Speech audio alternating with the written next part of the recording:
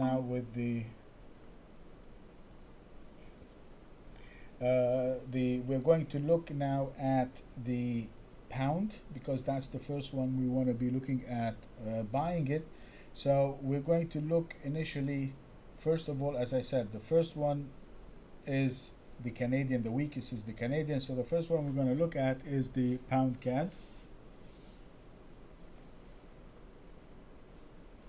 And if you look at your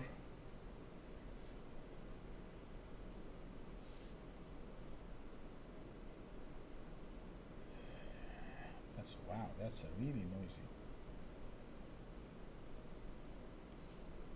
So the pound CAD, this is some of the numbers that we had on our radar screen. I'm just going to populate them here. So our structural point to the upside, as you see from last week, the structural point is the 106.23. So I'm going to put here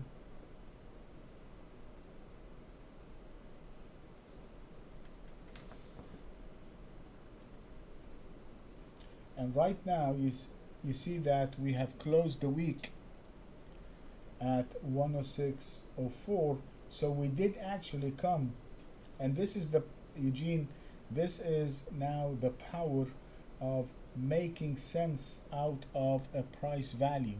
Looking at the 160.04 40 like this, without having that reference point of the 160.23,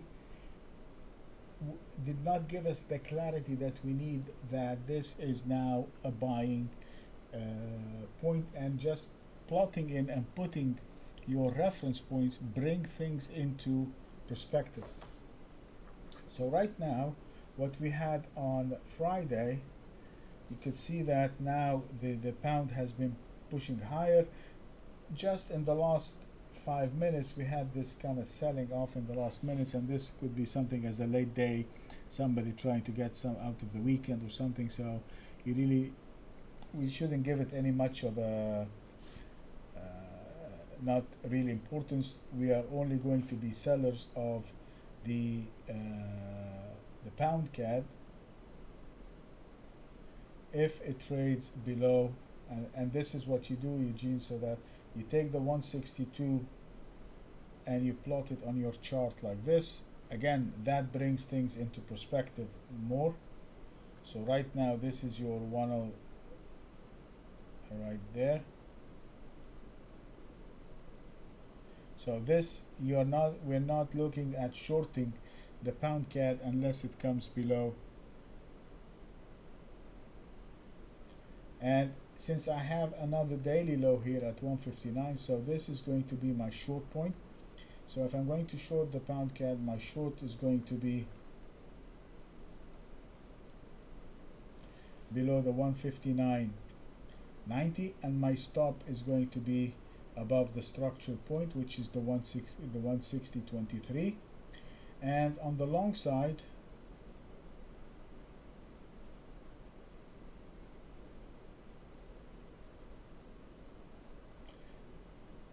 again, I'm going to disregard this sell-off at the last 10 minutes or so.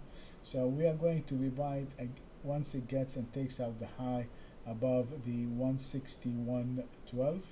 So for the pound CAD, my buying point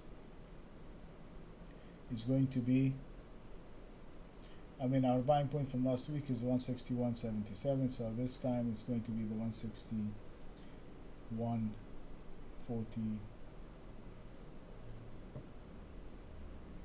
61.12. And if I'm going to buy it up here at the 161.12, I'm going to place my stop below the market side. Okay, and my stop on the market side again is the 160.80. I'm gonna just round it below that. And on the short side, I'm going to go short below 159. You can get the exact number. 159.90.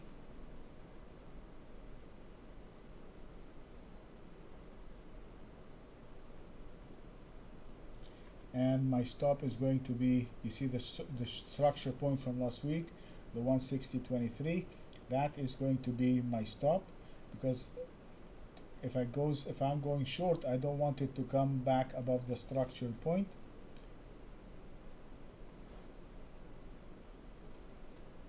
So that's going to be my short stop, and my structure long is the 163.85 still intact, and my structure short is right there sitting below it.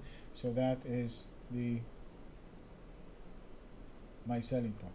So the pound CAD, we're going to go long above 161.12, and if we do, there is a structure point above that, which is 163.85, and if I buy it at 161.12, my stop is 160.80, so I'm risking about 35 pips on this trade. On the short side, I'm going to go short below the 2 daily low, which is also below the structure point, which is the 160.23. That is going to be my short point, or I have to stand corrected, since this is a structure, so we have to be consistent in what we do. So we have to go short below 160.23, and in this case, guys, for the guys that are joining us for the first time, when your long point or your entry point matches a structural point, that makes the trade an extremely powerful trade.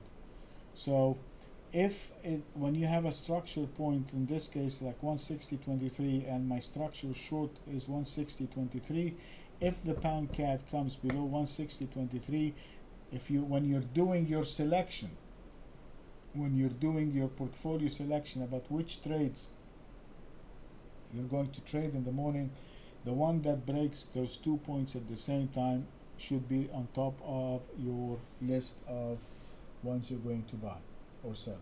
Okay, so that is the